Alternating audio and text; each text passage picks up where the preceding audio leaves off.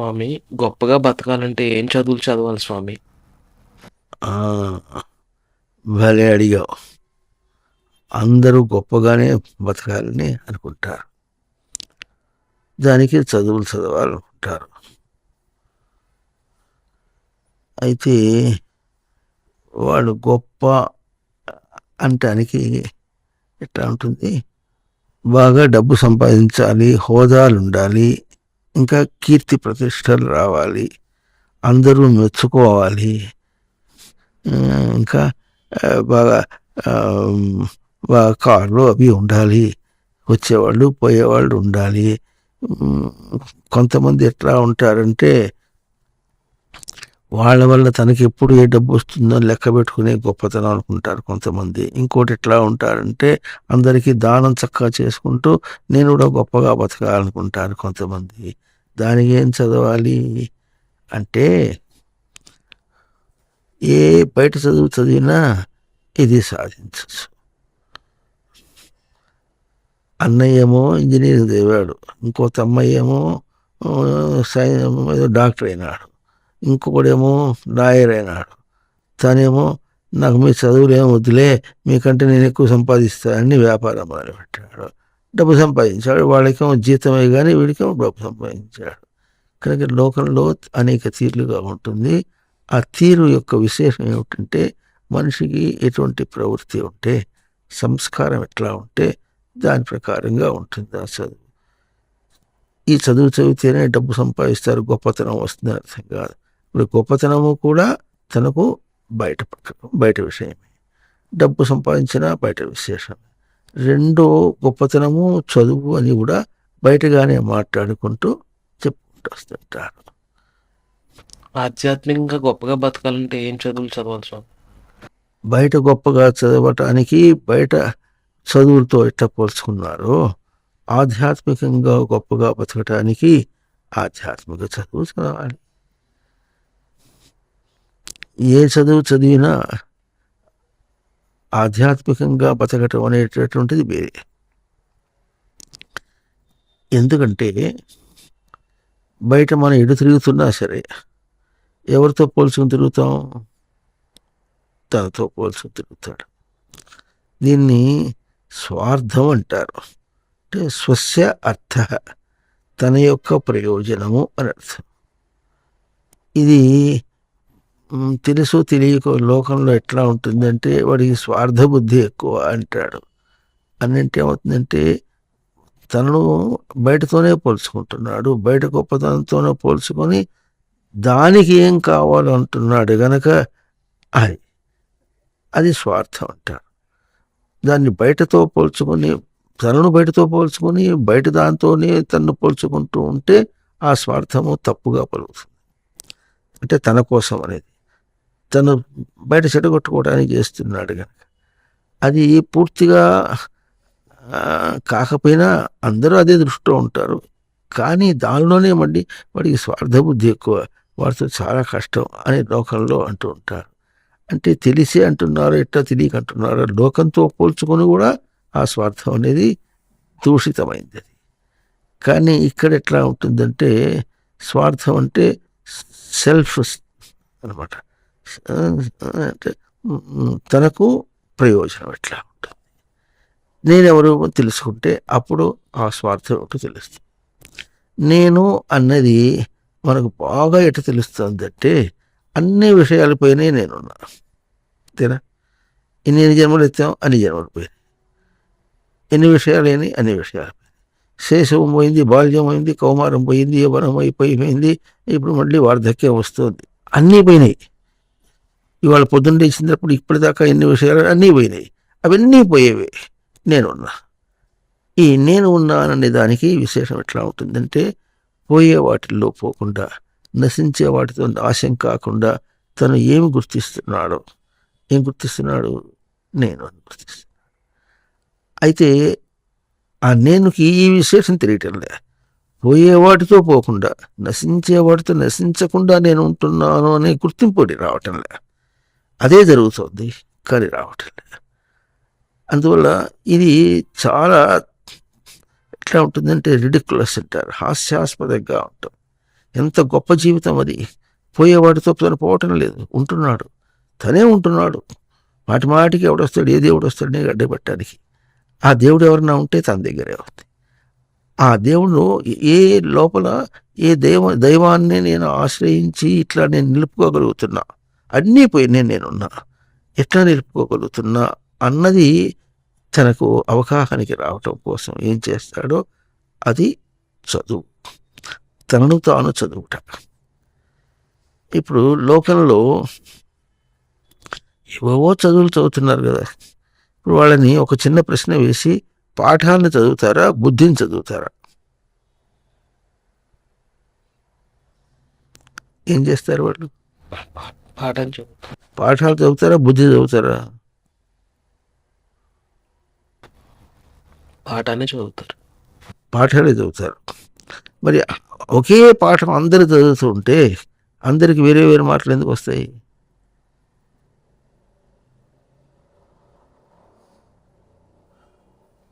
ఇది విశేషమే కదా.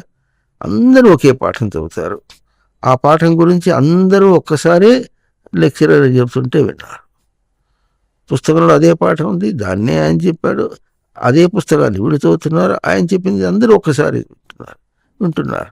మరి వీళ్ళకి వేరే వేరే మార్కులు ఎందుకు వస్తాయి? మార్క్ అంటే కొలత ఎందుకు వస్తుంది? ఆ కొలత దేంతో తేడా వచ్చింది? ఎవరి వల్ల తేడా అది?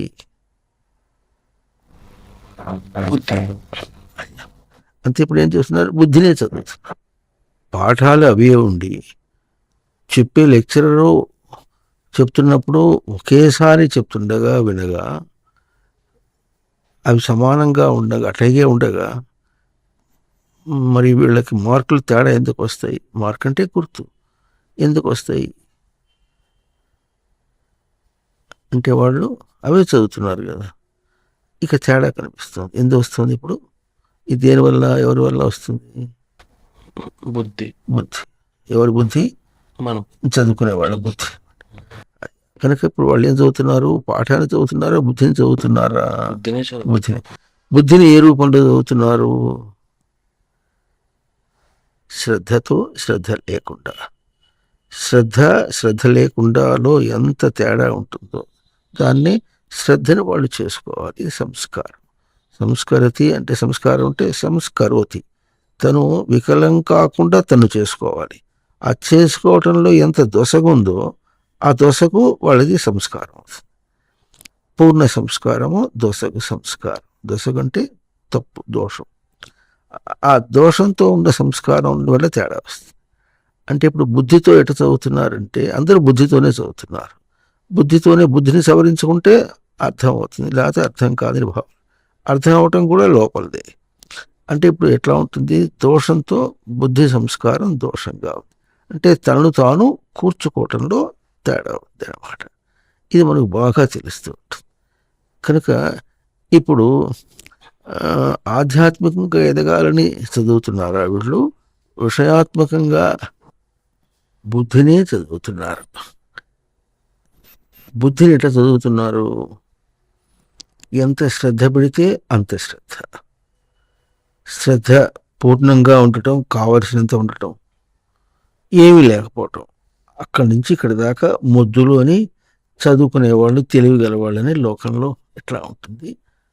ఆ లెక్క అంతా కూడా బుద్ధితో పోల్చి,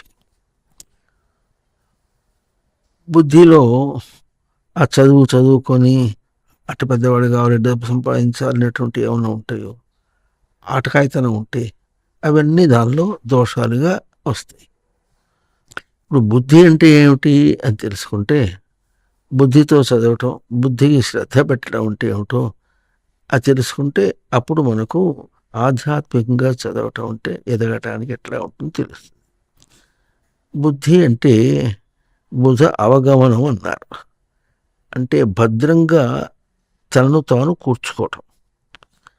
అంటే ఎట్లా ఉంటుందంటే చదివేటప్పుడు కానీ, ఏదైనా చేసేటప్పుడు కానీ, బయట బతికేటప్పుడు కానీ నేనేమవుతున్నాను అని చూసుకోవటం. నన్ను నేను మోసం చేసుకుంటున్నానా, నన్ను నేను తెలివిగా నిలుపుకుంటున్నానా? అంటే నేను గుర్తించడం అనేది తెలివి. అది చెడిపోకుండా నిలుపుకోగలుగుతున్నానా అన్నటువంటి ప్రశ్న వేసుకుంటే వేదాంతం అంతా అర్థమవుతుంది, అధ్యాత్మ విద్య అంతా కూడా అర్థమైపోతుంది. కనుక ఆ ప్రశ్న వేసుకుంటూ బయట చదువులని చదవాలి. అప్పుడు ఎట్లా వస్తుంది? బయట చదువులు చదువుతుంటే ఆ చదువులో తనకు శ్రద్ధ కలుగుతుందంటారు. శ్రద్ధధాతి, శ్రద్ధ అంటే తనను తాను సేవించటం అని అర్థం. శ్రద్ధ తనను తాను సేవించడం అనేటటువంటిది ఎప్పుడు కూర్చుకుంటాడో, భద్రంగా కూర్చుకుంటాడో అప్పుడు బుద్ధికి దాన్ని శ్రద్ధ అంటారు. శ్రద్ధ గల బుద్ధి అంటారు. లోకంలో ఎట్లా ఉంటుందంటే తల్లిదండ్రులు చదివిస్తున్నారు, నేను మళ్ళీ చదువుకొని ఎదగాలి, వాళ్ళని పెంచాలి అనేటువంటి కొంచెం బాధ్యతగా ఉంటుంది లోకంలో. తల్లిదండ్రులు ఇస్తున్నారు, ఎట్లంటే ఎట్లా సంపాదిస్తున్నా అని స్వేచ్ఛగా నిర్లక్ష్యంగా బతకడం అనేటటువంటిది కూడా ఉంటుంది అనమాట. తేడా అక్కడ తెలుస్తుంది. కనుక తల్లిదండ్రులు బాధ్యత తను చదివిస్తున్నారని లేని వాడు చదివిస్తున్నారు అనుకున్నప్పుడు వాడు తన కుదురుగా ఉంటాడు. అంటే నేను ఇష్టం వచ్చినట్టుగా ప్రవర్తించకూడదని కుదురుగా ఉండటంలో తనను తాను సవరించుకోవటం అనేది తనకి ఎడ తెలుస్తుందో ఆ తెలియటం అనేటటువంటిదే చాలా గొప్ప విశేషం. లౌకికంగా అక్కడ అంతవరకు బుద్ధిని నిలుపుకోవటం, బుద్ధిని సేవించటం, శ్రద్ధగా పెట్టుకోవటం తెలుస్తుంది అన్నమాట. ఇప్పుడు తల్లిదండ్రుల కోసమే చేస్తావా, తన కోసమే చేస్తావా? తను సరిగా దిద్దుకుంటే తల్లిదండ్రుల్ని సేవిస్తాడు, వాళ్ళకి ఏదైనా సహాయం చేస్తాడు. తను చెడగొట్టుకుంటే కనుక తను సవరించుకున్నప్పుడు తాను సవరింపబడతాడు, తల్లిదండ్రులకి చేస్తాడు, చదువు సరిగ్గా సాగుతుంది. విషయం ఎట్లా ఉంటుందంటే ఏ విషయంలో కూడా అంతరాయం లేకుండా, అడ్డు లేకుండా సాగుతుంది. ముందు విషయం తెలుసుకుంటే ఇది బుద్ధి భాష. ఇప్పుడు నేను ఎవరో తెలుసుకుంటే అప్పుడు నేను ఎట్లా సేవించాలి, నేను ఎట్లా రక్షించుకోవాలని తెలుసు. నేను ఇప్పుడు ఇట్లా మారే అవస్థల్లో మారకుండా, మారిపోయేతో వాటితో మారకుండా, నాశమయ్యే వాటితో నాశనం కాకుండా, చచ్చిపోయే దేహాలతో చావకుండా, వెళ్ళిపోయే దేహాలు వెళ్ళిపోకుండా నేను ఎట్లా ఉంటున్నా, గుర్తింపులు ఎట్లా ఉంటున్నా నేనున్నా. ఆ దోషాలు తనకు లేవు. మారిపోవటం, నాశనం అవటం దోషాలు తనకు లేకుండా ఎట్లా ఉంటుందో అది మాట ఒకటి గుర్తుపెట్టుకుంటే అప్పుడు విషయాలన్నీ ఎట్లా ఉంటాయి, అవన్నీ మారేవి. జీవితం అంతా మారేది, బతుకంతా మారేది, బయటదంతా కూడా. ఏం మారుతుందంటే తను తాను ఇప్పుడు కూడా దెబ్బ కొట్టి అదట చేయి, ఇట్ట చేయి అని చెప్పేసి విషయాత్మకంగా తీసుకొచ్చి విషయంలో అట్ట చేయి, విషయానికి ఇట్లా కావాలి, అట్ట చేయి, విషయానికి ఇట్లా కావాలి చేయను. నేను విషయం కోసం చేయను, నా కోసం నిలుపుకుంటే విషయం నాకు ఎట్లా కావాలో అట్ట నిలబెట్టుకోగలను. నేను నిలబెట్టుకోవడానికి విషయం ఎట్లా కావాలో అట్లా చేసుకోవటం అనేది ఒక నిజమైనటువంటి పద్ధతి. అట్లా కాకుండా విషయానికి ఎట్లా కావాలో నన్ను పాడు చేసుకున్నా సరే, ఇంగ్లీష్లో beg, borrow or steal but do the job. ఇట్లా బిగ్ అంటే యాచన చేయటం, బిష్టం, బారు అంటే అప్పు తీసుకోవడం, లేకపోతే దొంగిలించు, ఏమైనా చేయి కానీ పని చేసేయి, బయట పని చేసే అనే సిద్ధాంతంలో ఉంటుంది. నువ్వు ఏం చేస్తావో కాదు, నేను రక్షించుకో అంటుంది తనకు అధ్యాత్మం. ఎందుకంటే అధ్యాత్మం అంటేనే తను తాను ధారణగా నిలుపుకోవటం అని. కనుక ఈ విధంగా మనం ప్రవర్తించేటప్పుడు బుద్ధి భాష అనేటటువంటి దాకా ఎప్పుడు వస్తుందంటే బయట ప్రవర్తించేటప్పుడు ఎట్లా వస్తుంది. కనుక మనం గుర్తించవలసింది చదువులన్నీ కూడా, చదువు అనే పదం వచ్చినప్పటికీ బయట దాంతో పదం కాదు, తన్ను చదవటమే చదవటం. జీవించడం అంటేనే తన్ను తాను చదివించడం. అది ఎప్పుడూ కూడా సబ్జెక్టివ్ ఎంటిటీ అంటారు. తనతో పోల్చిన విషయం కానీ బయట దాంతో కాదు. తనతో పోల్చింది బయట చదువులు ఎట్లా ఉంటుందంటే బయట బతుకు కోసం అయితే కావాలి, అంతేగాని తన్ను తాను ఉద్ధరించుకోవటానికి అవేం పనికిరావు. అవన్నీ తనకు రంగస్థలాలు అంటారు. ఏదైనా ఒక విషయం ఉందంటే అక్కడ దాన్ని తను ప్రవర్తించుకుంటూ చూస్తుంటూ ఆ ప్రవర్తనలో తను సరిగా ఉన్నాడా, జారిపోతున్నాడా అని చూసుకోవడం. లోకంలో ఎక్కడ ఏం చేసినా సరే తను తాను నిలుపుకోవటానికి కోసం ప్రయత్నం చేయటం అంటే తను జారిపోతున్నాడా, ఉంటున్నాడా, తను చికాకు పడకుండా ఉంటాడా, తను జారిపోకుండా ఉంటాడా, తను ప్రశాంతంగా ఉండగలుగుతాడా లేదా, ఉండగలిగితే సరిపోయింది. లేకపోతే ఉండటానికి ఎట్లా ఉంటుందో తను నిలుపుకొని అప్పుడు అక్కడ ప్రవర్తించాలి. అక్కడే ఉండాలి కనుక తను జారిపోయినా మరేం పర్వాలే, చికాకు పడినా మరేం పర్వాలే, ఏమైనా మరేం పర్వాలే. ఇంకోళ్ళు ఏమంటారు, ఆ, మోసం చేసినా సరే పిల్లని పోషించాలి, పిల్లల్ని పోషించడం ధర్మం కదా, ఇటువంటి మాటలు మాట్లాడతారు. ధర్మం ఇప్పుడు కూడా వాళ్ళతో పోల్చుకో, తను తాను నిలుపుకున్నట్లుగా పిల్లల్ని కూడా పోషించాలి, ఏమైనా చేయొచ్చు, బయట చేయటానికి ఏమీ అడ్డం లేదు. తను తాను నిలుపుకోవటం అనేటటువంటి దానికి పణంగా ఇవ్వక్కర్లే, కొదువ పెట్టక్కర్లే, తాకట్టు పెట్టక్కర్లే. తను తాను ఈ దోషం ఉండకూడదు. ఉండకుండా ఉండటం అనేటటువంటిదే తను చదవచ్చు. తాను ఆధ్యాత్మికంగా ఎదిగినా, విషయాత్మకంగా ఎదిగినా, బయట ఎదిగినా, గొప్పగా ఎదిగినప్పటికీ కూడా జనక చక్రవర్తి ఎంత గొప్ప చక్రవర్తి, ఆయన ఆధ్యాత్మికంగానే ఎదిగాడు కానీ విషయాత్మకంగా ఎప్పుడు ఎదగలేదు. ఇప్పుడు ఇంకేమైనా ప్రశ్న వస్తావా? మన భూమి సూర్యు చుట్టూ తిరుగుతుంది కదా స్వామి, అది ఏ శక్తి వల్ల అలాగా తిరుగుతుంది దాని గురించి? అది మనకు ఉపమానం. ఎప్పుడు కూడా భూమిని మనం చూస్తున్నాం, పైన సూర్యుని చూస్తున్నాం, ఇటువైపు ఇంకో పైన అనుకుంటున్నాం చంద్రుడు అంటున్నాం. ఎవరు ఎత్తులో ఉన్నారో ఎవరు తక్కువలో ఉన్నారో మనం భూమిని చూసుకుంటే మనకి ఏం అర్థం కాదు, చూసినంత మాత్రం చేత అర్థం కాదు. ఎన్నో నెబులే ఉన్నాయంటారు, ఇంకా ఏవో చక్రం ఉన్నాయి, నక్షత్రాలు ఉన్నాయి, అవన్నీ తిరుగుతున్నాయి, అవన్నీ ఉన్నాయి. ఏవి ఉన్నాయో ఏవి తిరుగుతున్నాయో కూడా మనకు తెలియదు. తన చుట్టూ తాను తిరుగుతున్నాయా, ఇంకెవరి చుట్టూనా తిరుగుతున్నాయా అని కూడా మనకు అర్థం కాదు. దానికి పాలపుంతలు అని కూడా అంటారు. పాలపుంత అంటే ఇంగ్లీష్లో మిల్కీ వే అంటారు. Correct, Milky. దాని చుట్టూ ఎన్నో సూర్యగ్రహాలు అన్నీ కూడా ఉన్నాయని అని కూడా ఇటువంటి వాళ్ళు చెబుతూ ఉంటారు. ఇప్పుడు ఇవన్నీ ఏం చేస్తున్నాయి అంటే, అవి ఎక్కడున్నాయి అంటే మనం వేలాడుతున్నాయి అనుకుంటాం. మనం ఉన్న భూమి కూడా వేలాడుతున్నాం. ఇది వేలాడటం అని మనం అనుకుంటాం, కానీ అది నిజంగా వేలాడటం కాదు. వాటి స్థానంలో అవి కుదురుగా ఉన్నాయి. అది నిలకడ స్థానము, తిరిగే స్థానంలో కుదురుగా ఉంది, నిలకడ స్థానంలో కూడా కుదురుగా ఉన్నాయి. ఉండి ఏం చేయాలో మనకి ఎట చూపిస్తుందో మనకు మంచి ఉపమానం. ముందు సూర్యుడితో పోల్చుకుంటే మనకు బాగా అర్థమవుతుంది. ఇటువంటి సూర్యమండలం అనేటటువంటిది మిల్కీవేలో చాలా ఉన్నాయి, మిల్కీవేస్ కూడా చాలా ఉన్నాయి, నక్షత్రాలు చాలా ఉన్నాయి. నక్షత్రాలు కూడా మనకు దగ్గరగా ఉన్నవి, దూరంగా ఉన్నా కూడా ఇంకా చాలా ఉన్నాయి, అటువంటి ఉన్నాయి. ఇప్పుడు ఇవన్నీ ఏం చేస్తున్నాయంటే తను తాను రక్షించుకుంటుంది, తన గ్రహింపుని, తన స్థానమును రక్షించుకుంటుంది. ఈ తన స్థానం రక్షించుకోవడం అంటే ఆఫీస్లో ఉద్యోగంలో ఆ ఉద్యోగ స్థానం అని ఉద్యోగ హోదాను రక్షించుకున్నట్లుగా కాదు, ఉద్యోగం కోసం ఉద్యోగ స్థానం కాదు. దీని మీద తైత్తిరీయ ఉపనిషత్తులో మంచి మంత్రం ఉంటుంది. యోమా ఏతదక్షరం గార్కి ఏతస్యవా అక్షరస్య ప్రశాసనే గార్కి జావా పృథివ్యో అంతర ఏతస్యవా అక్షరస్య ప్రశాసనే గార్కి. ఈ అక్షర సృష్టిలో ఏ అక్షర తత్వం ఉన్నదో దాని యొక్క ప్రశాసనం వల్లనే సూర్యుడు తన స్థానంలో ఉన్నాడు. భూమి తన ప్రకారంగా ఎట తిరగాలనో అట తిరుగుతుంది. వాయువులు ఎట పరిగెత్తాలని, ఎట ప్రవర్తించాలని అట పరిగెత్తున్నాయి. ఆకాశం ఎట్లా ఉండాలో అట్లా ఉంటున్నాయి. పంచమహాభూతములు అన్నీ అట్లాగే ఉంటున్నాయి. సో ఎన్ని మండలములు ఉన్నాయో అవన్నీ కూడా ఉన్నాయి. ఏతస్య వా అక్షరస్య ప్రశాసనే, ఈ అక్షరం యొక్క ప్రశాసనం ఉన్నారు. ఆ అక్షరమే, అక్షరం అంటే క్షరం కానిది అక్షరం. క్షరం అంటే క్షర సంచరణి, చెదరిపోవటం అనేటటువంటిది లేనిది ఎక్కడుంది? అది ముందు తన దగ్గర ఉంది.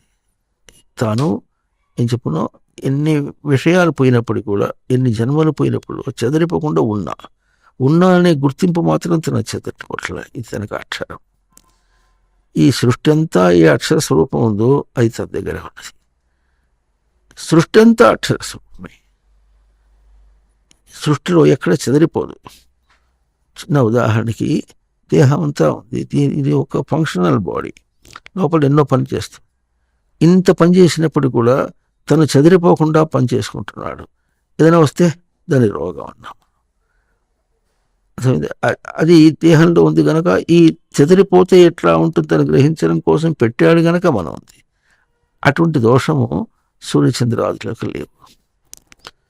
సృష్టిలో ఏ ఏ మండలంలో కూడా లేదన్నమాట. అవి తాను నిలుపుకోవడం అనేది ఎట్లా ఉంటుందనంటే ఉనికి అని సృష్టిలో ఏ అంశం అక్షర స్వరూపం, అక్షర స్వరూపాన్నే దానిలో ఉన్నాయి. మనం ఉన్నాం. వాటికి మనకు తేడా ఏమిటంటే వాటిని ఏమన్నారంటే బాహ్య సృష్టి అన్నారు, మనకు గ్రాహ్య సృష్టి అన్నాం, గ్రహించే సృష్టి. తేడా ఎక్కడన్నా ఉంటే మనకు దేహం సరిగ్గా ఉన్నప్పటికీ కూడా బుద్ధిని నిలుపుకోవటంలో, దాన్ని సరిగ్గా నిలుపుకోవటంలో తేడా ఉంది కనుక మనకు తేడా కనిపిస్తుంది. వాటికి ఆ బుద్ధి దోషం వాటికి లేవు. అది మనం సూర్యుని చుట్టూ తిరుగుతోంది అని అంటాం, అది ఇమాజినరీ యాక్సిస్. తన చుట్టూ తాను తిరుగుతుంది, అది కూడా ఇమాజినరీ యాక్సిస్. మనం గ్లోబ్ చూపించాలంటే 2 పిన్లు పెట్టి దాని చుట్టూ తిప్పాలి మనం. కానీ ఆ 2 పిన్లతో తిరగటం లేదు. ఇక్కడ ఉత్తర దక్షిణ ధ్రువాలు ఉన్నాయంట. వీటికన్నిటికీ భౌతిక అర్థాలు చెప్పుకుంటేనే మనకు ఆ తేడా కనిపిస్తుంది. అయినప్పటికీ కూడా అవి సరిగానే ఉన్నాయి కదా అన్న అంశం తీసుకున్నప్పుడు అవి ఎట్లా ఉండగలిగినాయి?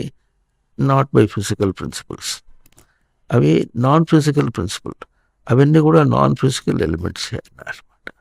దానికి అర్థం ఏంటి చెప్తారంటే, ఆకాశం అంటే ఆస్మతో కాశ్యతే ఇది ఆకాశ. మనకు గ్రహించడానికి ఆకాశాన్ని మనం ఎట్లా గ్రహిస్తాం? స్మృతిలో మనకు వెలుగుతోంది కనుక అది ఆకాశం. వాయు అనేది మనకెడ తెలుస్తుందంటే వికల్పేన ఆయు, వికల్పం చేత. ఆయు అంటే పొందుట అనేది, పొందుట ఎట్లా ఉంది? వికల్పంగా పొందుతున్నాం, అయితే అయినట్టు లేదా అయినట్టు. అట్లా అగ్ని అన్నారు, తేజ అన్నారు. తేజ పాలనే, తేజ నిశానే, పాలన చేయటం, పదును పెట్టడం అనేటి అంశము తేజస్సు. మనకు దీపాల్లాగా కనిపిస్తుంది. దీపాల్లాగా కనిపించినప్పటికీ దాని స్వరూపం అట్లాగే. ఒక మనిషిగా కనిపించినప్పటికీ వాడి బుద్ధితో ఎటు తిరుగుతున్నాడు అట్లాగో, అట్లాగే బుద్ధి అనేది మనం గ్రహించుకుంటున్నాం ఎట్లాగో, అవి స్పష్టంగా గ్రహించుకుంటున్నాయి అనమాట. ఎట్లా గ్రహించుకుంటున్నాయి అంటే సృష్టి ఎట్లా ఇచ్చినా అట్లాగే ఉన్నాయి.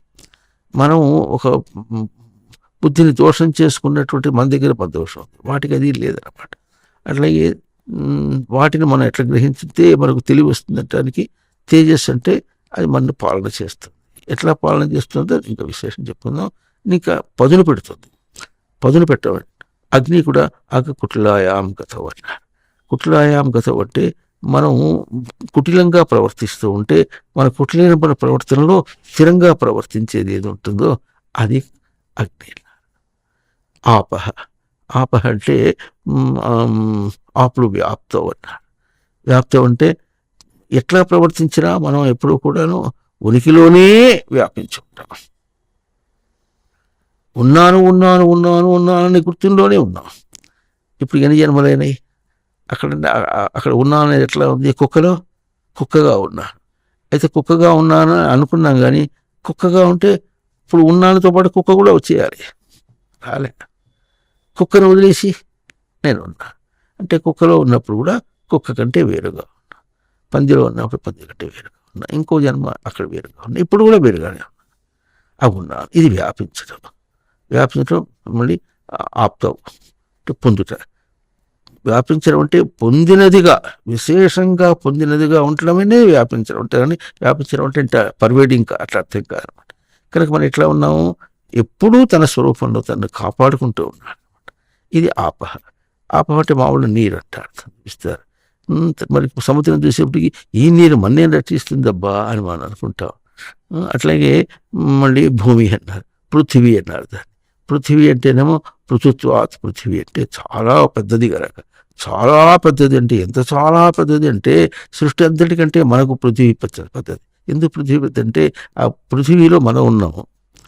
ఉండి ఈ పృథివీలో మన చైతన్యాన్ని మనం గుర్తించుకుంటూ చేయడానికి అవకాశం ఇస్తుంది కనుక మనకు ఈ పృథివీ చాలా పెద్దది. అంటే ఈ పదము మనతో పోల్చి చూపించారు, కానీ దాంతో పోల్చి చెప్పట్లేదు. మనకు దాన్ని భూమి అన్నారు. ఇంకా భూమి అంటే భవతీతి భూమి అంటే ఇక్కడ ప్రవర్తిస్తూ ఉంటే మనకేం తెలుస్తుంది? ఏదో తెలిసేటట్టుగా కలుగుతుంది అనమాట. ఏం తెలిసేటట్టుగా కలుగుతుంది? నేను కూర్చుని ఉన్నాను అన్నప్పుడు కూర్చోటం తెలిసేటట్టుగా కలుగుతుందా? ఉన్నాను గుర్తించేటట్టుగా కలుగుతుందా? ఉనికిని గుర్తించడం కలుగుతుందా, పని చేయటాన్ని గుర్తించడం కలుగుతుందా? ఆ తేడాని ప్రశ్న వేసుకుని చూసుకోవటం కోసం అని మనకి ఏం కావాలనో అది ఇస్తోంది ఈ భూమి. మనకి ఎట్లా కనిపిస్తుంది? స్థూలంగా కనిపిస్తుంది. ఇప్పుడు ఈ పంచమహాభూతములు ఏం చెప్పుకున్నాం అవన్నీ కూడాను కేవలం ఆధ్యాత్మికంగా గ్రహింపుగా ఉన్నాయి. అంటే ఈ ఆధ్యాత్మికంగా గ్రహించడం అనేటటువంటిది లోకల్లో ఏమిటంటే it's an art by it self అని లోకల్ అంటారు. It's not an art, it's a technology by it self. అది ఒక విజ్ఞానం అన్నారు. అది సైన్స్ అనమాట. సైన్సెస్ ఎప్పుడు కూడాను సైన్స్ అని వాళ్ళు అని చెప్పారు, కానీ వాళ్ళు విజ్ఞాన శాస్త్రం విశేషణ జానాతి, చాలా విశేషంగా మనం తెలుసుకుంటాం కనుక విజ్ఞాన శాస్త్రం. బయట మనం ఏం చేస్తున్నాం అన్నీ చేసేటప్పుడు తన్ను విజ్ఞానంగా తెలుసుకుంటాడు. అట్లాగే బయట బతికేటప్పుడు కూడా తన్ను తెలుసుకుంటాడు. కూర్చునేటప్పుడు ఉన్నానని తెలుస్తుంది, కూర్చున్నట్టు తెలియటం లేదు. ఏం చేసినా తెలియటం లేదు. చచ్చిపోయినప్పుడు కూడా చచ్చిపోయిన తెలియటం లేదు. ఎన్ని చచ్చిపోయినాయి నేను ఇప్పటికీ, ఎన్ని విషయాలు ఎన్ని కష్టాలు వచ్చినాయి అన్నీ పోయినాయి, సుఖాలు ఎన్ని వచ్చినాయి పోయినాయి. ఎందుకు పోయినాయి అంటే అక్కడ నన్ను గుర్తించే స్వరూపం నాకు వచ్చేసింది, తెలుసుకున్నా, గుర్తిస్తున్నా గనక పోయింది. ఈ గుర్తిస్తున్నట్టు ఎట్లా ఉందంటే తాను ఎరుకతో గుర్తించకపోయినప్పటికీ కూడా, తాను ఎరుకతో గుర్తించకపోయినప్పుడు కూడా నిలుపుకున్నాడు. ఎరుకతో గుర్తించకపోయినప్పుడు కూడా నిలుపుకున్నాడు. ఎంత విశేషం అది! నిలుపుకొని అదే ఆధారంగా బతుకుతున్నాడు. ఇప్పుడు అదే విశేషం అది. నిలుపుకోవటమే కాకుండా అది ఎవరు చేస్తున్నారో తనే చేస్తున్నాడు. తనే చేస్తున్నప్పుడు తన తెలియకపోవటం అనేటటువంటి ఆ దోషాన్ని మనకు సృష్టిలో చూపించి దాని నుంచి ఇట్లా బయటపడాలి. దానికి ఎట్లా వస్తుంది కనుక ఈ భూమి ఇప్పుడు దీని యొక్క స్వరూపం ఎట్లా ఉంటుందంటే తన చుట్టూ తాను తిరుగుతూ సూర్యుని చుట్టూ తిరుగుతుంది అనమాట. మన విషయాల్లో ఎట్లా తిరుగుతుంటాం మనకు విషయాల్లో కలుగుతుంది అనమాట. తన చుట్టూ తాను తిరుగుతూ అనేటువంటి విశేషం ఎట్లా ఉంటుందంటే, పుస్తకం పట్టుకున్నప్పుడు పుస్తకాన్ని పట్టుకున్నావా నీ పట్టును చూసుకుంటున్నావా? పుస్తకాన్ని పట్టుకున్నావా నీ పట్టును కొలుసుకుంటున్నావా అనే మాట వచ్చేటప్పటికి మనం పుస్తకాన్ని పట్టుకోవడం చుట్టే తిరుగుతున్నాం. మన గ్రహింపంతా అక్కడే ఉందన్నమాట. అయినప్పటికీ కూడా తన పట్టును తాను తెలుసుకుంటూనే చేస్తున్నాడు. తెలుసుకోకపోతే పడేస్తాడు కిందకి. ఏదైనా అట్లాగే తనను తాను తెలుసుకోవడం, నేను ఉన్నానని చివరికి మిగిలేదు అదే ఏం చేసినది. దాన్ని ఆధారంగానే ఉన్నాడు. దాన్ని ఆధారంగానే ఇంతవరకు జరిగినప్పటికీ కూడా ఇంకా తర్వాత భావి జీవితంలో కూడా విషయంతోనే బతుకుతాం అనుకుంటున్నాడే కానీ తనను ఆధారంగా బతుకుతున్నాను అనుకోవటం లేదు. అదే కనుక ఇప్పుడు ఈ భూమి ఏం చేస్తుందంటే, అయితే మనం దేని చుట్టూ తిరుగుతున్నాం? మనం తను నిలుపుకోవడం గురించే తిరుగుతున్నాడు. విషయం చుట్టూ తిరుగుతున్నప్పటికీ కూడా తను నిలుపుకోవడం గురించి తిరుగుతున్నాడు.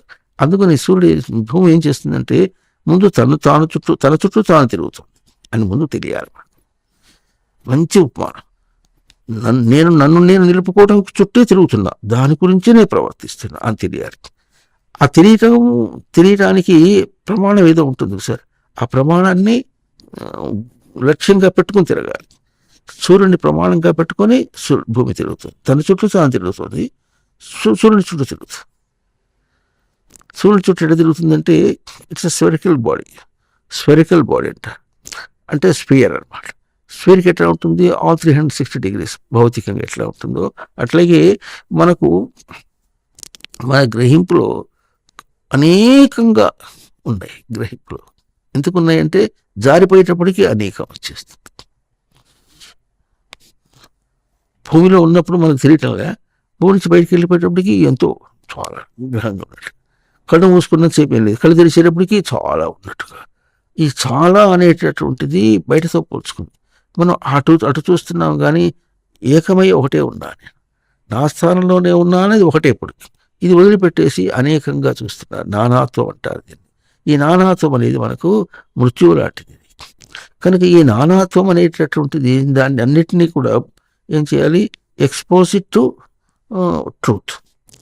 అట్టకి ఈ భూమి ఎట్లా ఉంటుందో అదేం చేస్తుంది? Expose it to sun. అవునా? ఇప్పుడు సూర్యుడు అనుకుందాం, భూమి ఇక్కడ ఉంది.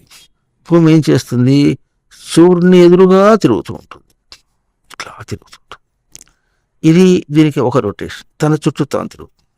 ఈ భూమి చుట్టూ తిరగటం అనేది ఇట్లా సూర్యుడి చుట్టూ తిరగడం, ఇది భూమి తన చుట్టూ తాను తిరుగుతుంది. సూర్యుడు తిరగటం అంటే ఎట్లా ఉంటుందంటే ఇట్లా సవ్యంగా అట్ట. ఆ తిరిగేటప్పుడు ఈ తిరగటం ఒక మోషన్, ఈ తిరగటం ఒక మోషన్. ఈ తిరిగేటప్పుడు ఏం చేస్తుందంటే ఈ తిరుగుతూ ఇట్లా తిప్పుకుంటుంది. ఇటు తిరగటం అనేటట్టు లీనియర్ మోషన్ వేరు, ఇది ఒక కర్వ్డ్ మోషన్. కనుక ఏం చేస్తుంది, అటు తిప్పుకుంటూ ఇట్లా తిరుగుకుంటూ వస్తుంది. ఆ తిరిగేటప్పుడు ఏం చేస్తుంది, ఈ సూర్యుని చుట్టూ వైపే తిరగటం అనేటట్టు మనం తూర్పు అంటాం. ఆ తూర్పు తిరుగుతూ ఇటు తిరుగుతూ ఉత్తరం వైపుకి మొగ్గుతుంది అనమాట. ఆ మొగ్గేటప్పుడు మరి దానికి మన వాళ్ళ సైంటిస్ట్ ప్రకారంగా ప్రతి 3 నెలలకి 23.5 డిగ్రీలు షిఫ్ట్ చేసుకుంటుందని అటువంటివి కొన్ని విషయాలు చెప్పుకుంటూ వస్తుంటారు. దానివల్ల అట్లా ఎందుకు చేస్తుందంటే సూర్యునికి తను ఎప్పుడు కూడా ఎక్స్పోజ్ కావాలి, పూర్తిగా అన్ని వైపుల నుంచి సూర్యునికి ఎక్స్పోజ్ కావాలి. ఈ మాట ధ్యాన యోగంలో 6వ అధ్యాయంలో సమం తత అని ఒక పదం వేస్తారు. అన్ని వైపుల నుంచి మనం ట్రూత్ ఎక్స్పోజ్ చేసుకోవాలి, మన రియాలిటీ ఏమిటది ఉన్నా. అందుకని ఇంతకేం చెప్పాను, ప్రతి చోట ప్రవర్తించేటప్పుడు నేను ఎట్లా ఉన్నాను, నేను ఉంటున్నాను సరిగ్గా ఉంటున్నానా, నేను జారిపోతున్నానా అని చూసుకోవటం అనేటువంటి విశేషం. ఆ చూసుకోవటానికి ఆ సూర్యుడు వెలుగు ఎక్కడున్నాడు, తన దగ్గరే ఉంది. ఎట్లా ఉంది, ఉన్నాను. అంతగా ఇన్ని జన్మలు అయినప్పటికీ నేను ఎట్లా ఉన్నానబ్బా, ఎట్లా ఉన్నాను. గుర్తించకుండానే నేను ఉంటే గుర్తించుకోవాలంటే ఇక్కడే ఉంటుంది. అయితే మనం ఏం చేస్తామంటే ఎవరో దేవుడు ఉన్నాడు, దేవుడు రక్షించాలి, అది ఎట్లా ఇది ఎట్లా అని అనుకుంటూనే మనం బతుకుతున్నాం. అవునా, ఏదో కానీ మొత్తానికి ఒక దేవుడు అని అంటున్నారు కదా అని ఒప్పుకున్నది, అంతేగాని హిందూ ధర్మం అట్లా చెప్పుకోవడం లేదు. తాను తెలుసుకోకుండా తన వైపు రాకుండా తను ఏమీ భక్తి చేసిన వాడు కాదు. భక్తి అంటే భజ సేవాయం, తను సేవించడం. తాను సేవించిన వాడు కాదు, తనేవో తెలియపోతే తనే సేవ చేస్తాడు. దైవాన్నేమో దూరంగా పెట్టాడు. అవునా, అందువల్ల అట్ట కాకుండా ఉండడం కోసమనే సృష్టి ఏం చేసింది, ప్రతి పంచమహాభూతం ఉండి తను గ్రహించుకోండి, తను గ్రహింపుడు. దీన్ని ఏమంటారంటే తను గ్రహించేటట్టుగా సృష్టి మనకు అందిస్తూ ఉంటే జీవుడు గ్రహిస్తున్నాడు. దీన్ని అనుసంధానం అంటారు. మాటిమాటికి అనుసంధానం చేసుకుంటాం. అనుసంధానమే మనకు ప్రక్రియ, జీవిత ప్రక్రియ, జీవనం. అదే బతుకు, మన బ్రతికే అది. ఇది చదువు, ఇది చదవాలి. ఈ చదవటం అనేది బ్రతుకు మనకు. దీన్ని అందుకనే లోకంలో చదివిన వాడైనా చదివిన కాకపోయినా పుట్టినప్పటి నుంచి పెరిగేదాకా వాడికి కొంత అవగాహన అవుతుంది. దేని మీద అవగాహన అవుతుంది, జీవితం మీద అవగాహన అవుతుంది అని అంటారు. జీవితం అంటే జీవించటం. ఎవరు జీవించాలి, తాను జీవించాలి. సరే, ఎక్కడ జీవిస్తాడు, తనలో జీవిస్తాడా, బయట జీవిస్తాడా? జీవనం అనే పదం తనతో పోల్చు. కానీ దాన్ని ఏమంటారు, అనుభవాలు వచ్చినాయంట. అనుభవాలు వస్తున్నాయి. ఈ అనుభవాలు రావటం అనేటువంటి ప్రక్రియ తన దగ్గర అర్థం కావాలంటే సూర్యుని చుట్టూ భూమి తిరుగుతున్నప్పుడు ఎట్లా అన్నిటి వైపు ఎక్స్పోజ్ చేసుకుని భూమి మీద ఉన్నటువంటి ప్రతి ఉపరితలంలో ఒక ప్రతి భాగానికి కూడా సూర్యుడికి అందాలు ఎట్లా చేస్తుందో అట్లా చేయాలి. అట్లా తిరగటానికి భూమికి ట్రోనియన్స్ అంటారు. ఎక్కడ ఉంటున్నాయంటే ఉత్తర దక్షిణ ధ్రువాలు ఉన్నాయంట. ఉత్తర దక్షిణ ధ్రువాలతో తన చుట్టూ తాను తిరుగుతుంది. చూడండి, తిరుగుతున్నప్పుడు ఇది తూర్పు అయితే ఉత్తరము ఇది ఉత్తరము, ఇది దక్షిణం. ఈ రెండు ట్రోనియన్స్తో పాటు తిరుగుతుంది అనమాట. అది తిరుగుతూ అది తనతో పాటుగానే ఆ ధ్రువాలు కూడా వస్తున్నాయి. ధ్రువం అంటే స్థిరం అని అర్థం. ఉత్తర ధ్రువము, దక్షిణ ధ్రువము అన్నారు పదములు. దక్షిణం అంటే దక్ష వృద్ధవు, తను ఎదుగుటం అనేది ధ్రువం. ఉత్తరం అంటే ఉత్తరతి, ముందుకు దాటిపోతుంటాడు. ముందుకు దాటిపోవటం అనేది ఒక ధ్రువము, ఒక గట్టి విశేషం. ఇంకా తర్వాత ఎదగటం అనేటువంటిది ఇంకో విశేషం. ఆ రెండుతో మోసుకుంటూ తిరుగుతుంది. అర్థమవుతుంది. ఇప్పుడు ఇట్లా తిరిగేటప్పుడు దానికి రెండు ధ్రువాలు రావాలి. ఈ రెండు మీద తిరుగుతుంది ఎట్లాగో. ఆ తిరిగేటప్పుడు ఉత్తర దక్షిణ ధ్రువాలని ఆ తిరుగుతూ ఇట్లా వస్తుంది. తిరిగేటప్పుడు తన ధ్రువాలు తనతో పాటు వస్తున్నాయి. నువ్వు జీవితంతో ఎంత తిరిగినప్పుడు నీతో పాటు వస్తుంది. నీ ప్రజ్ఞ నీతో రావాలి. నువ్వు ఏ ప్రజ్ఞతో తిరగాలో నీతో పాటు వస్తుంది అని చూపిస్తా. ఆ ప్రజ్ఞయే భూమి. అటువంటి ప్రమాణమే సూర్యుడు. సూర్యుడికి 52 నిర్వచనాలు ఉన్నాయి. భూమికి 27 నిర్వచనాలు ఉన్నాయి. ఆకాశమునికి 49 నిర్వచనాలు ఉన్నాయి. తేజస్సుకి 37 నిర్వచనాలు ఉన్నాయి. అంటే తక్కువ తేడా ఏళ్ళ తేడా అర్థం కాదు. చక్కగా మనం గ్రహించుకోవటానికి ఎంత చూపిస్తుంది. కనుక ఇప్పుడు మనిషి అంటే బుద్ధితో మనిషిని కానీ ఒకటి తోలుబొమ్మని కాదని మనం చూస్తూ ఉంటాము. అట్లాగే భూమి అనగానే ఒకటి మాంసం ముద్ద అనకూడదు. అర్థమైందా? మనకు జ్యోతిష్ శాస్త్రం అని ఒకటి ఉంది. ఆ జ్యోతిష్ శాస్త్రాన్ని సైంటిస్టులు వాళ్ళు ఏం చేస్తారంటే వాళ్ళ బుద్ధితో లెక్క వేసుకొని సూర్యుని మింగేస్తుంది అంటారు, గ్రహం కుజుడు మింగేస్తాడంటాడు, ఎక్కడ మింగేసి మింగలేదుగా అనేటటువంటి స్థూల బుద్ధితో బాగా వాదించుకుంటూ వేస్తుంటే ఒకసారి మనకు అవకాశం ఇచ్చారు వాళ్ళు, సప్తగిరి వాళ్ళతో అప్పుడు వాళ్ళు చూపించినప్పుడు గ్రహములు అంటే 9 ప్లానెట్స్ని తిప్పుకుంటుంది, దానిలో భూమి కూడా ఒకటి. గ్రహం అంటే మాంసం ముద్దలు కాదని తాను గ్రహించడం, గ్రహణాతీతి గ్రహ. సూర్యుడు ఎట్లాగైతే 9 గ్రహాలని గ్రహిస్తున్నాను అనుకున్నాడో ఆ సూర్యుడు తానే. సువతి ప్రేరయతి, సుప్తం ప్రేరయతి, నిద్రపోతున్న తనను తన గ్రహింపుకు లేపేటటువంటిది ఏదో అది తన దగ్గర ఉందన్నమాట. ఇది తను చూసుకోవడానికి అది ఉపమానంగా చూపిస్తుంది. ఉండి తనకు ప్రేరణ కలుగుతుంటే తానే గుర్తుంచుకొని తన చుట్టూ గ్రహములు అంటే గ్రహించేవి, తాను గృహణాతి అటు ప్రేరేపణ జరుగుతుంటే తను గ్రహించటానికి ఎన్నెన్ని అంశములు ఉన్నాయో ఆ అంశములను 9 గ్రహములు అన్నారు. గ్రహములు అంటే తను గ్రహించేది. వాళ్ళేమో మాంసం ముద్రములుగా అర్థం చెప్తారు, మనము గ్రహింపు ఆధ్యాత్మికంగా అర్థం చెప్తాం. అవి ఇక్కడ ఆధ్యాత్మికంగా ఏం చెప్పినాం, మనిషి అంటే బుద్ధి స్వరూపమా లేకపోతే మాంసం ముద్ద అని ఎట్లా తేడా ఉంటుందో అట్లాగే అవి మాంసం ముద్దలు కాదు, మట్టి ముద్దలు కాదు, అవి తను గ్రహించే స్వరూపం, తన గ్రహింపుకు అందేది. అవి గ్రహింపుకి ఇస్తున్నాయి, మనం అందుకుంటున్నాం. దీన్ని అనుసంధానం అంటారు. ఈ అనుసంధాన ప్రక్రియ సృష్టి మీద ఉంటుంది. సృష్టి యొక్క స్వరూపం ఓవరాల్గా అంతా ఏమిటంటే నేను, తను తాను గుర్తించుకోవటం, ఏ సెల్ఫ్ ఎంటిటీ, ఉనికిని గుర్తించుకోవటం. అందరూ ఉనికిలో ఉన్నాం, ఉనికిని గుర్తించుకోవటం అనేటటువంటిది అవి ఈ పంచమహాభూతములు కానీ బయటదంతా కూడా చేస్తుంది, భూమి కూడా చేస్తుంది. ఎటు వచ్చి చేరువాడు గ్రహించే సృష్టిగా ఉన్న మనిషి. ప్రాణులన్నీ కూడా ఉంటున్నాయి, మనిషి కూడా తెలుసుకోవటం లేదు. ఆ తెలుసుకునేంత వరకు ఈ సృష్టి ఉంటుంది. సృష్టి ఇప్పుడు ఎవరికి ఉందంటే పంచమహాభూతములకు కాదు, తనకే ఉంది. కనుక అవన్నీ మనకు ఉపమానంగా అందిస్తున్నాయి. ఉపమానంగా అందిస్తున్న దాన్ని ఉపమేయ స్వరూపం తాను. అవి ఉపమానమే. ఉపమేయం అంటే దానికి ఏ ఉదాహరణని ఎవరు గ్రహించాలి, తాను గ్రహించాలి. గ్రహించేటటువంటి తెలివి తన దగ్గర ఉంది. పంచమహాభూతముల్ని కూడా ఆధ్యాత్మికంగా గ్రహించే తెలివి తన దగ్గర ఉంది. తను తాను గ్రహించే తెలివి ఉంది. తను తాను గ్రహించే తన తెలివి తను నిలుపుకుంటే బయట ఉండి తన తెలివి గ్రహించడానికి ఉంటుంది. ఇది సంధానం. ఈ సంధానానికి ఎప్పుడూ మనకు చేయూతనిస్తున్నటువంటి విధంగా అవి తిరుగుతున్నాయి అన్నమాట. దాన్ని ఒక మాటగా చెప్పుకుంటే అవన్నీ ఉనికిని నిలుపుకుంటూ బతుకుతున్నాయి, మనం ఉనికిని నిలుపుకోకుండా బతుకుతున్నాం. తాను ఏమవుతున్నాను చూసుకోవటంలో క్రమం తప్పటం లేదు. అవి ఏవి మోషన్ చెప్పినా క్రమం తప్పటం లేదు. తాను గ్రహించుకోవటంలో కూడా అవి క్రమం తప్పటం లేదు.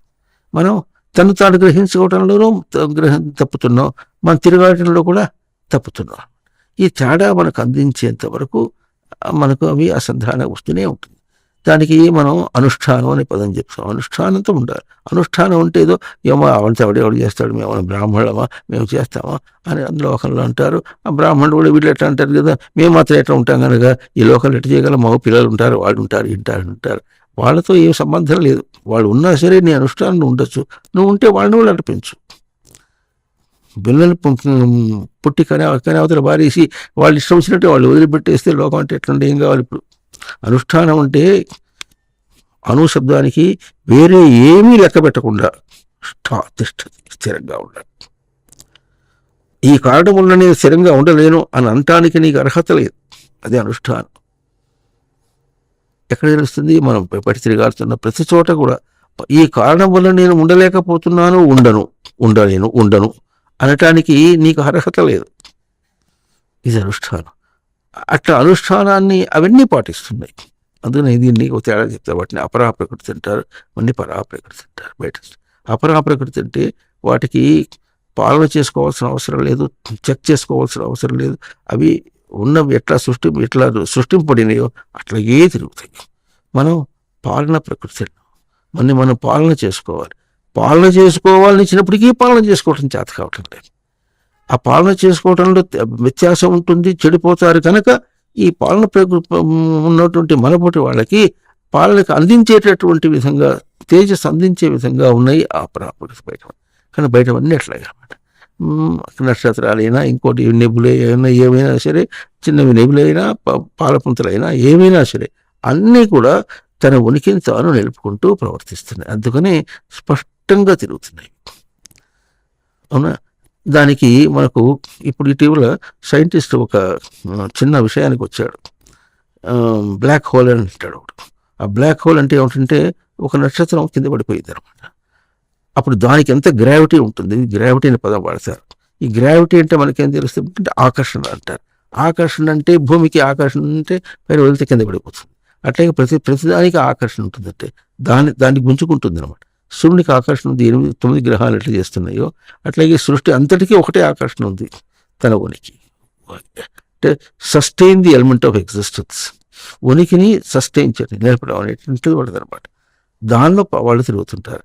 అవి తిరుగుతున్నందువల్ల ఆ నక్షత్రానికి అది ఆకర్షణ అనమాట.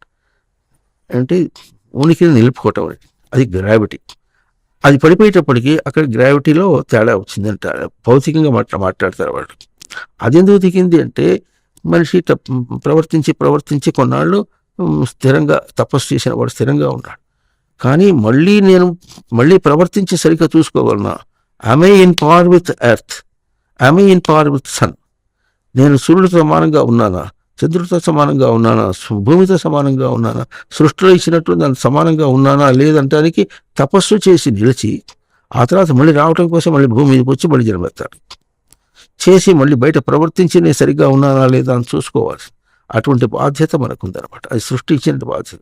సృష్టి ఎట్లా ఇచ్చిందంటే నువ్వు ఉనికి స్వరూపులో ఉన్నావు, మనం లేమి స్వరూపులో ఉంటాం, చేతకానివాడు. నువ్వు ఏమన్నా సరే నువ్వు ఉనికి స్వరూపుడవే. చేత కాకపోతే కష్టమో నిష్ఠూరమో తెలుసుకో, గ్రహించుకో, సాధన చేయి, ఎదుగు, అంతే. వేరే ఉపాయం లేదు. వేరే ఉపాయం సృష్టి ఎక్కడా ఉపాయం లేదు. ఆ దోషము బయట వాటికి రావట్లేదు, పంచమహాభూతములు రావట్లేదు, సృష్టిలో ఎక్కడా రావట్లేదు, ఏ గ్లోబ్ ఎక్కడా రావట్లేదు. సృష్టి మొత్తం ఒక్క మనిషికే వస్తుంది కనుక నువ్వు చెయ్యి, నీకు అందిస్తుంది. ఇది విశేషం. అందువల్ల ఇప్పుడు మనం వాడు తిరిగి పెట్టేప్పుడు వాళ్ళు ఏమన్నారంటే అక్కడ బ్లాక్ హోల్ వచ్చేసింది అంటాడు. బ్లాక్ హోల్ కాదు, ఆ గ్రావిటీ అనేది ఎటువంటిది, ఒక గ్రావిటీ ఎలిమెంట్ పడిపోయినట్టుగా అయిపోతుంది, తర్వాత ఫిలప్ అయిపోతుంది. అది ఒక జీవుడు కింద పడ్డాడు అనే మాట. ఈ విషయాలు వాళ్ళకి తెలియదు. వాళ్ళు ఎప్పుడైతే గ్రహాలంటే మాంసముద్రలుగా అనుకున్నారో ఇప్పుడు వాళ్ళకి ఇదంతా తెలియదు. దీనిలో ఒక నాన్ ఫిజికల్ ఎంటిటీ అనేటటువంటిది లోకంలో ఉన్నది, సృష్టిలో ఉన్నది అనే మాట వాళ్ళకి తెలియదు. అందుకని సృష్టిని యూనివర్స్ అంటారు. వాళ్ళు తెలిసన్నారో తెలియకన్నారు, కానీ యూనివర్స్ అంటే ఇట్లా చూపిస్తారు. యూనివర్స్ అంటే యూనివర్స్, సింగిల్ వర్షన్.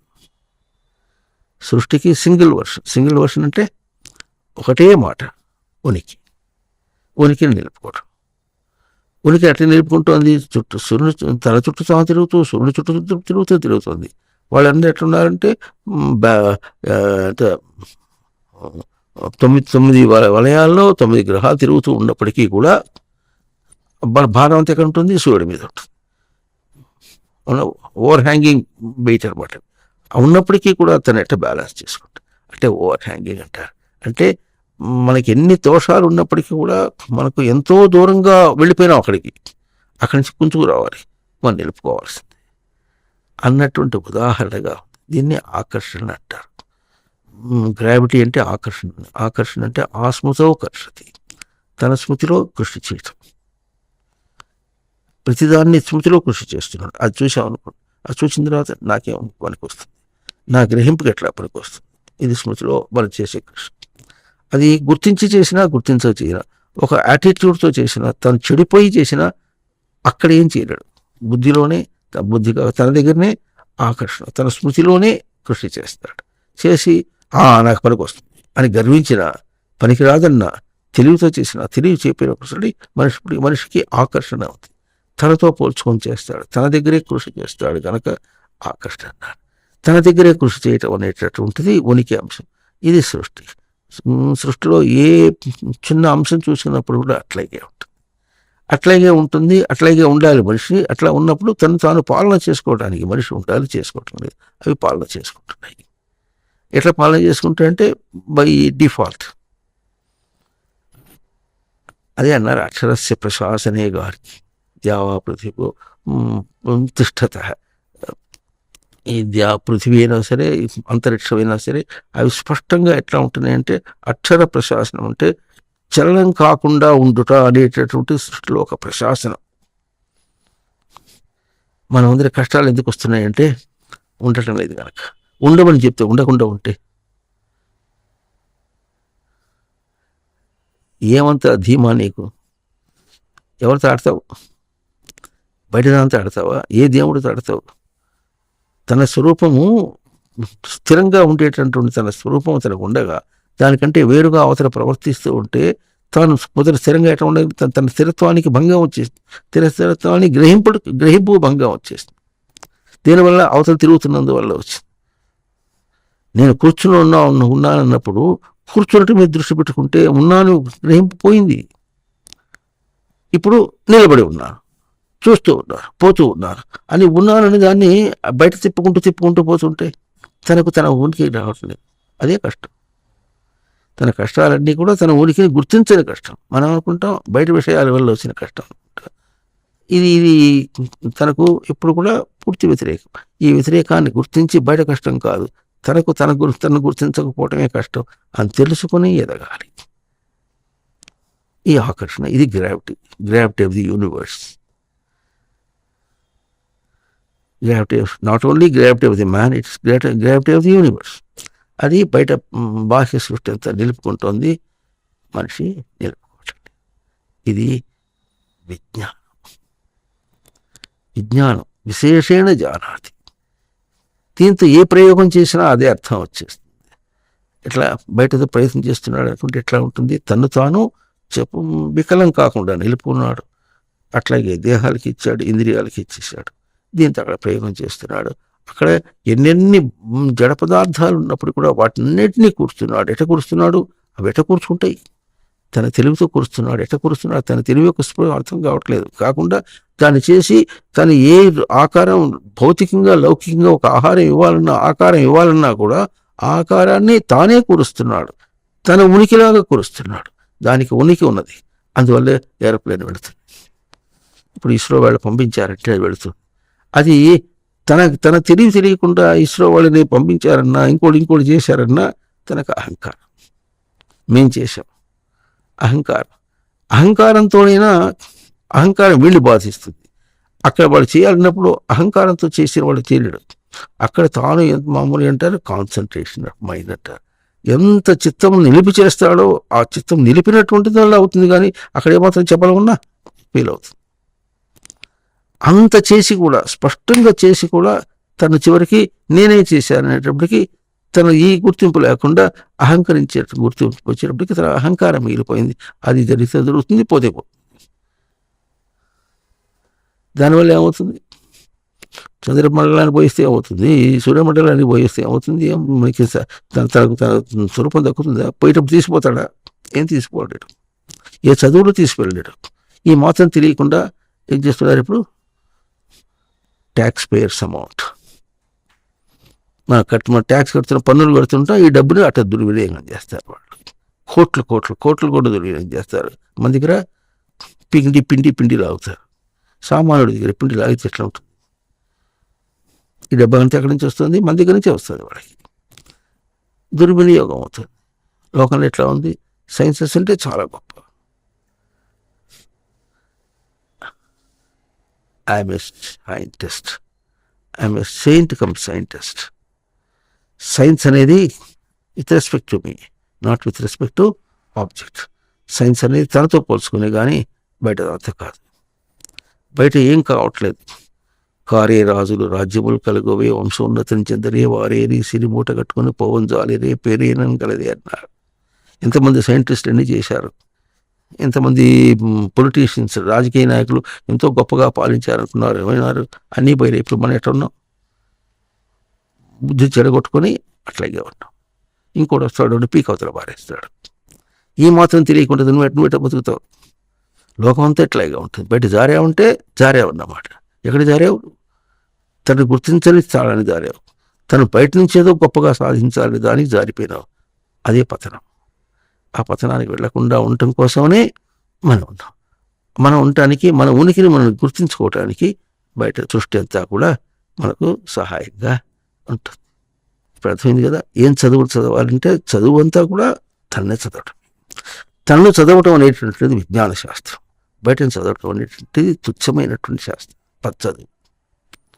విజ్ఞాన సైన్స్ అంటేనే I'm scientific because I'm able to understand my self. నన్ను నేను నిలుపుకుంటాను కనుక నేను విజ్ఞానవేత్తను. బయట దాన్ని చదివినందు వల్ల కాదు. ఇది ప్రయోగం చేయకుండా బయట ఏం చదవలేను. అది చదవకపోయినా నన్ను నేను చేయగలను. ఇది విజ్ఞాన శాస్త్రం.